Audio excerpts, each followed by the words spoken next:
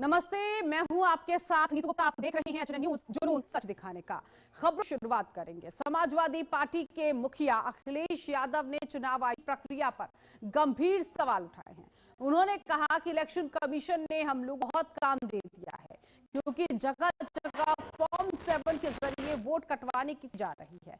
उनका आरोप है कि ये सब सुनियोजित तरीके से हो रहा है ताकि विपक्ष को चुनाव में नुकसान पहुंचाया जा सके। अखिलेश यादव ने बताया कि कलडीहा विधानसभा में फॉर्म 7 के 16 आवेदन जमा किए गए।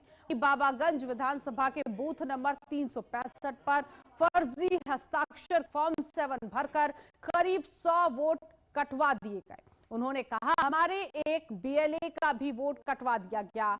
उनके मुताबिक ये सीधी है जिसमें असली वोटरों के नाम हटाने की कोशिश हो रही है।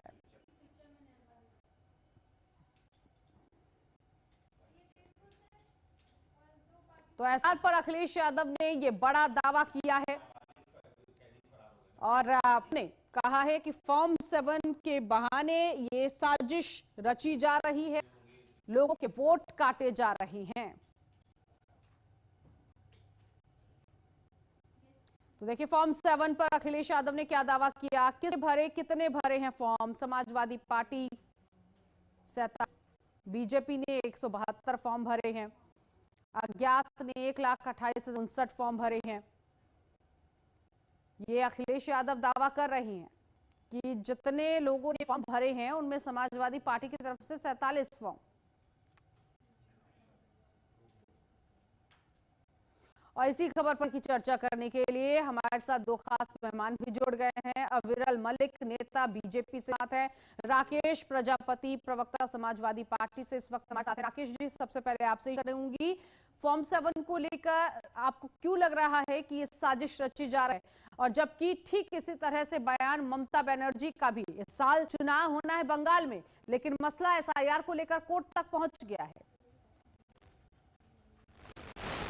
देखिए नीतू जी, जिस तरीके से उत्तर प्रदेश के अंदर फॉर्म 7 पर खेला हो रहा है, ये पूरा प्रदेश अब लगातार देखा।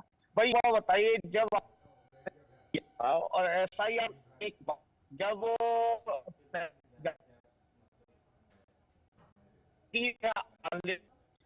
आखिर पहले ही फॉर्म दिए गए, यानी पहले कोई बात बताइए, फॉर्म 7 भरने की नौबत कब? आपका एसआईआर पहले झूठा था, आपका एसआईआर पहले फर्जी था। आप जो ये समझिए कि बाबा साहब डॉक्टर भीमराव अम्बेडकर के दिए गए संविधान का हत्या करने पर तुले हुए हैं। साहब ने ये तो अधिकार दिया कि सभी लोगों को वोट अधिकार है, वोट का एक बराबर का अधिकार है। भारतीय जनता पार्टी बाबा के दिए गए संविधान के अधिकार को छीनना चाहती है और लोगों को जिस तरीके से तानाशाही भारतीय जनता पार्टी की सरकार कर रही है, जिस तरीके से रवैया कर रही है, ये ठीक नहीं है। मैं फिर बार बार कह रहा हूं कि जब ऑलरेडी डिलीट हो गए, डिलीट के बाद फॉर्म 7 की आवश्यकता क्यों पड़ रही है, ये बताइए। मैं अभी के पास जाऊं, लेकिन उससे पहले राकेश जी, मैं एक बात आपसे समझ चाहूंगी। चुनाव आयोग की तरफ से अभी तक तो नहीं कहा गया कि जिन लोगों का नाम फॉर्म 7 में वो फर्जी हैं। ये तो बात अभी तक चुनाव आयोग की तरफ से आई ही नहीं है। तो ये शोर शराबा, ये हो हल्ला फिर क्यों हो रहा है? चुनाव आयोग तो गूंगा है। अच्छा। है या नहीं है? गूंगा भी है, बहरा भी है, और क्या के बारे में, ठीक है ना। बिकाऊ तो है ही। चुनाव आयोग क्या वो भाजपा बन चुका है इसी तरीके से। अगर आप बताइए, प्रेस कॉन्फ्रेंस में जब भी ज्ञानेश कुमार जी प्रेस करते हैं, आप चुनाव आयोग पर सवाल उठा रहे हैं सर? बिल्कुल बिल्कुल, मैं उठा रहा हूँ, कह रहा हूँ गूंगा है, बहरा, और सीधा कह रहा हूँ चुनाव आयोग गूंगा है, बहरा। रिपीट करूं क्या? क्यों गूंगा, क्यों बहस के पीछे कह रहा हूँ? समाजवादी पार्टी ने 18,000 एफिडेविट दिए थे, 18,000 एफिडेविट दिए थे, 10 रुपए के स्टाम्प पेपर लगा करके दिए या नहीं दिए? अब बताइए, अगर चुनाव आयोग गूंगा और बहरा, ठीक है। मेरे संवाददाता पुनीत मोहन हमारे साथ जुड़ गए हैं। मैं आती हूँ आपके पास राकेश जी, लेकिन अविरल जी से। अविरल जी, इतने आरोप आप लोगों पर लगा दिए गए, तानाशाही वाला रवैया, वोट का रहा है फॉर्म 7 के जरिए, और इसके साथ ही साथ चुनाव आयोग को भी अब राकेश जी ने कटघरे में ले लिया। देखिए हमें तो कटघरे में मैं सोचता हूँ किसी रूप में लिया ही नहीं जा सकता, क्योंकि भारतीय जनता पॉलिटिकल पार्टी है। अगर कटघरे में लेने का प्रयास कर रहे हैं तो चुनाव आयोग को कर रहे हैं, और चुनाव आयोग पूर्ण रूप से स्वतंत्र संवैधानिक संस्था है। और मैं सोचता हूँ जहां तक विषय इलेक्शन कमीशन ऑफ इंडिया का, उससे वो स्वतंत्रता पूर्वक कार्य करता है। और जहां तक भारतीय जनता पार्टी का विषय है, तो भारतीय जनता पार्टी की मात्र पार्टी है, बिल्कुल स्पष्ट है। और जहां तक लोकतंत्र के चारों स्तंभ वाले, चाहे वो मीडिया हो, चाहे जुडिशरी हो, या लेजिस्लेचर हो, एग्जीक्यूटिव हो, सबका सम्मान किया जाना अनिवार्य है। स्वतंत्र जांच संस्थाएं, ईडीसी अलग स्वतंत्र जांच संस्थाएं हैं, इलेक्शन कमीशन स्वतंत्र संवैधानिक संस्था है। तो ये अपने तरीके से पूर्ण रूप से इसमें भारतीय जनता पार्टी का किसी रूप में दखल नहीं होता है, बिल्कुल स्पष्ट है। नंबर 2, जहां तक विषय इलेक्शन कमीशन ऑफ इंडिया, वो पूर्ण रूप से इलेक्शन कमीशन ऑफ इंडिया आज भी है, भविष्य में भी रहेगा। और ये इंदिरा जी के दौर था, और मुख्य चुनाव आयुक्त आज भी हैं, भविष्य में भी रहेंगे। और वीपी सिंह जी के दौर में और तमाम सारे प्रधानमंत्री आए और गए, उनके दौर में भी रहे। इस चीज को समझना आवश्यक है। और मैं समझता हूँ अगर इस प्रकार के आरोप चुनाव आयोग पर लगाए जाते हैं तो ये तरीके से जनता के अपमान है, वोटर के वोट का अपमान है। एक तरीके अगर चुनाव आयोग की बात करी जाए, वो इलेक्शन कंडक्ट का काम करती है, और पूर्ण रूप से जनता ईवीएम के माध्यम से करती है, और अपनी जो फेवरेट जो अच्छी पार्टी लगती है उसे चुनने का काम, चाहे बीजेपी हो, समाजवादी पार्टी हो, कांग्रेस पार्टी हो, अन्य कोई राजनीतिक दल हो। जब मनमोहन सरकार रही तब भी यही चुनाव आयोग चुनाव कराता था। और ये एसआईआर की अगर बात की जा रही है तो ऐसा है, वोटर लिस्ट की अगर बात करी जाए तो उसे अपडेट और अपग्रेड करने का काम एसआईआर में किया जा रहा है। इस देश में पहली बार नहीं हो रहा, ये नवी बार इस देश में हो रहा है। इसको भी याद रखना बहुत आवश्यक है। पुनित, मुझे बताइएगा कि प्रेस कॉन्फ्रेंस में अखिलेश यादव ने फॉर्म 7 को लेकर क्या बड़ी बातें निकलकर सामने आई है, जिसके बाद उत्तर प्रदेश की जमीन पर इस वक्त तपिश बहुत ज्यादा हो गई इस पूरे मामले को लेकर। देखिए, नहीं तो सीधे तौर पे जिस तरीके से एसआईआर की प्रक्रिया चल रही है, फॉर्म 7 पर सवाल हो रहे हैं। इससे पहले आप देखिए कि जो बदायूं से सांसद है समाजवादी पार्टी के, उन्होंने भी आरोप लगाया था कि फॉर्म 7 का दुरुपयोग किया जा रहा है। फॉर्म 7 द्वारा भरा जा रहा है, जिन्होंने ना तो खुद भरा है, ना अपने उनके किसी परिजन ने भरा है, यानी किसी भारतीय जनता पार्टी पे था कि लोगों के नाम करवाने के लिए फॉर्म चुपचाप भर करके बीएलओ को दे दिया जा रहा है और नाम काटे जा रहे हैं। इस तरीके के आरोप लगातार पार्टी के द्वारा लगाए जा रहे हैं। अब कल प्रेस कॉन्फ्रेंस में जिस तरीके से अखिलेश यादव ने आरोप लगाया, कई लाख उन्होंने नाम गिनाए कि इतने नाम काट दिए गए हैं, फॉर्म 7 का दुरुपयोग किया जा रहा है। जो बीएलओ है भारतीय जनता पार्टी के कहने पर उन वोटर्स के नाम काट रहे हैं जो समाजवादी पार्टी या अन्य किसी पार्टी थे, और इसमें उनके जो बूथ लेवल एजेंट है भारतीय जनता पार्टी के, वो भी शामिल है। तमाम तरीके के आरोप। लेकिन एक बात समझनी होगी, इससे पहले आप देखिए कि चुनाव आयोग ने भी प्रेस कॉन्फ्रेंस करी थी। चुनाव आयोग ने यह दावा किया था जो भी नाम कटे हैं या जो भी नाम नए जुड़े हैं, हम पूरी प्रक्रिया सुचारू रूप से कर रहे हैं, भी ट्रांसपेरेंट है। और इसकी एक कॉपी जो booth level agent Samajwadi party के हैं, कांग्रेस के हैं, बीएसपी के हैं, अन्य राजनीतिक दलों के हैं, उनको एक एक कॉपी दी जाती है। इसके अलावा उन्होंने दावा आपत्तियों पर भी सवाल खड़े किए थे कि समाजवादी पार्टी ने आज तक कितने दावे दिए। जिस तरीके से प्रवक्ता पार्टी कह रहे थे कि 18,000 उन्होंने एफिडेविट दिए हैं, लेकिन जिस तरीके से अभी जो चुनाव आयोग ने प्रेस कॉन्फ्रेंस करी थी उसमें 15,000 कुछ उन्होंने अपने आंकड़े दिखाए थे। फिलहाल कोई उसका सोल्यूशन नहीं निकला है कि अगर फॉर्म 7 से नाम कटा है तो आगे वो ज्वाइन हो रहा है या नहीं ज्वाइन हो रहा है।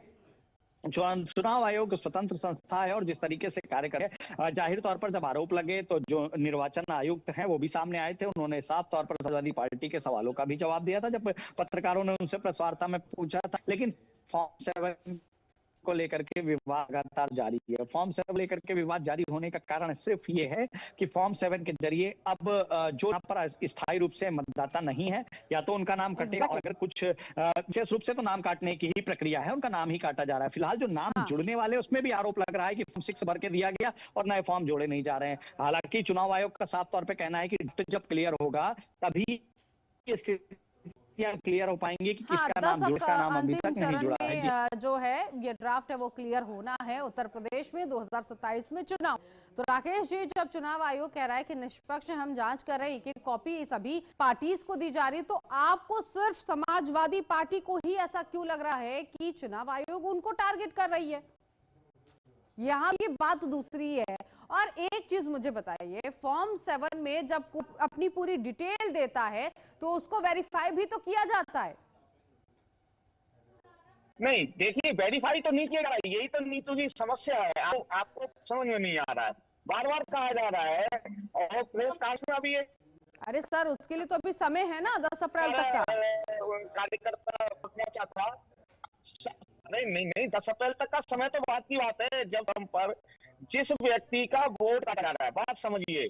संवाददाता को ये पता नहीं है कि 18,000 वोट की मैं कब की बात कर रहा हूँ। 18,000 वोट की बात, 18,000 स्टाम्प की बात कर रहा हूँ। जब 2022 का चुनाव हुआ था तब 18,000 वोट का वोट दिया था उन्होंने, ठीक है ना। अब आंकड़े दे रहे हैं, अब लगातार आंकड़े दे रहे हैं। राष्ट्रीय अध्यक्ष जी ने कल भी प्रेस कॉन्फ्रेंस करके दिया है। अभी 5 दिन पहले प्रेस कॉन्फ्रेंस में करके एक व्यक्ति को उन्होंने 1 लाख रुपए से भी किया था, क्योंकि उसने ये हिम्मत दिखाई। वो व्यक्ति साइन ही नहीं करा, वो व्यक्ति साइन ही नहीं करता था और अंगूठा लगा, उस व्यक्ति का वो साइन करके नहीं, उसका वो वोट है काट कौन, दिया गया। वो शख्स है कौन, उसके बारे में भी बताइएगा मुझे।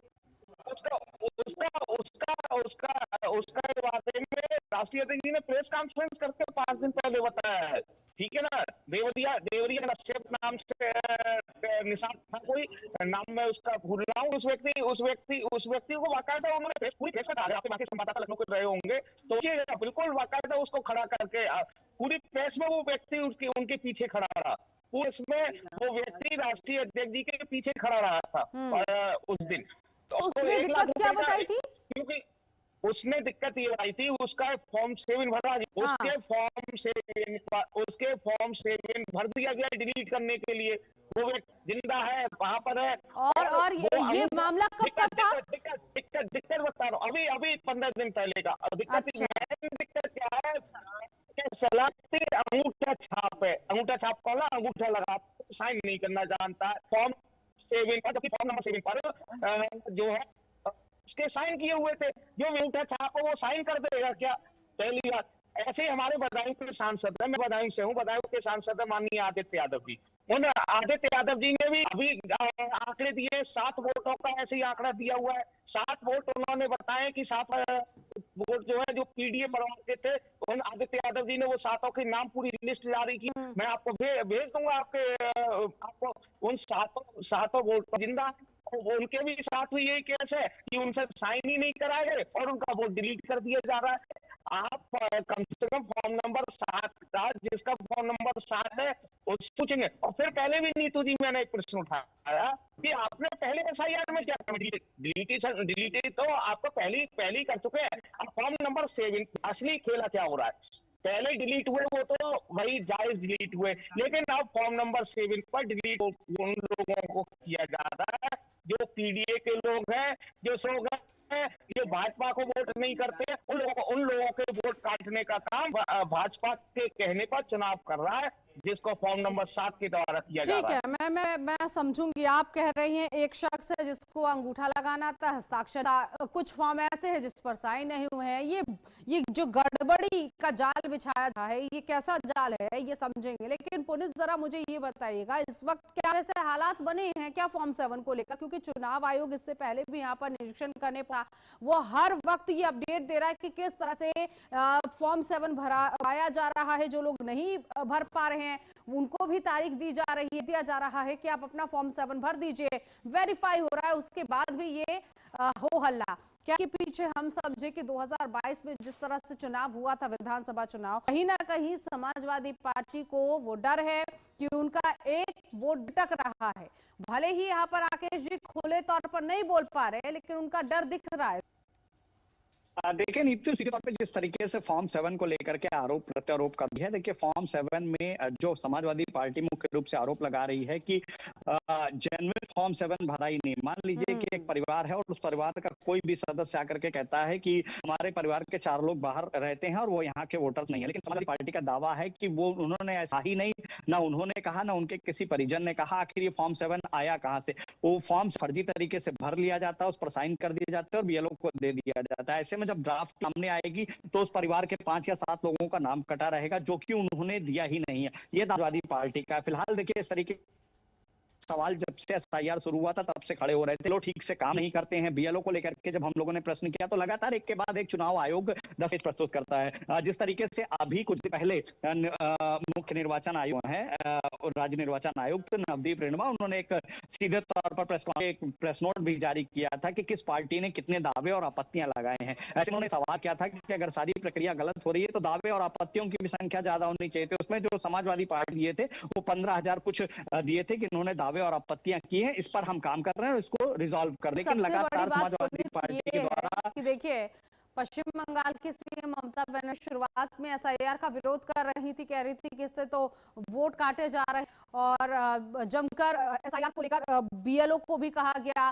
कि वो इतने आत्महत्या कर रहे हैं और कुल मिलाकर वो ये कह रही थी कि फर्जी वोट जो है वो जा रहे हैं और ऐसा डर जो बनाया गया बंगाल में। लेकिन अब जब कोर्ट है तो ममता बनर्जी कह क्या रही है, ममता बनर्जी कह रही है कि समय कम था। शुरुआत में कह रहे थे कि एसआईआर में तो वोट काटे जा रहे, वो आज कह रही है कि समय कम था। अब अखिलेश जी किसी तरह से बात कर रहे हैं कि एसआईआर में वोट काटा जा रहा है, बाद में फिर वो भी समय कम था। देखिए नीतू, एक बात और समझनी होगी कि एसआईआर की प्रक्रिया में कई चीजें निकल सामने आई। उन्नाव में एक परिवार था 300 स्क्वायर फीट का जिसमें 40 लोगों के वोटर आईडी कार्ड, वो व्यक्ति खुद फॉर्म भरता है और बाकी के जब उसको नाम दिए जाते हैं तो वो कहता है मेरे परिवार के है नहीं। आप सोचिए कि 36 उसके परिवार में कुल 4 लोग थे, 36 लोग कब से वोट डाल रहे थे उसको जानकारी नहीं है। ऐसे तमाम लोग, तमाम ऐसे हैं जो कोविड काल में नहीं रहे, तमाम ऐसे हैं जो जिनका स्थानांतरण हो चुका है, एक विधानसभा से दूसरी विधानसभा चले गए या एक शहर से दूसरे शहर चले गए या विदेशों में शिफ्ट है। हाँ, यह है कि जो लोग विदेश में रह रहे हैं, भारत के नागरिक हैं और उनको वोट देने का अधिकार है और वो समय करने के लिए आएंगे, उनका नाम नहीं काटा जा रहा है। लेकिन जिस तरीके से आंकड़े प्रस्तुत किए जा रहे हैं, हालांकि देवरिया का जो अभी व्यक्ति राष्ट्रीय अध्यक्ष समाजवादी पार्टी के उन्होंने खड़ा किया था, उन्होंने साफ तौर पर आरोप लगाया कि व्यक्ति आपके सामने का दावा है कि इन्होंने फॉर्म 7 नहीं भरा है, ये पढ़ लिख नहीं सकते हैं, अंगूठा लगाते हैं और इनके साइन किया हुआ इनका और इनके परिजनों का नाम काटने के लिए दिया हुआ है। ये सीधे तौर पर एक बड़ा सवाल खड़ा हो रहा है। देखिए, डराने का विषय है फॉर्म 6 और फॉर्म 7 पर। कोई नहीं फॉर्म भर सकता तो किसी से फॉर्म भरता है, लेकिन उसका फॉर्म ही नहीं भरा जाएगा, ये तो कहीं से है नहीं।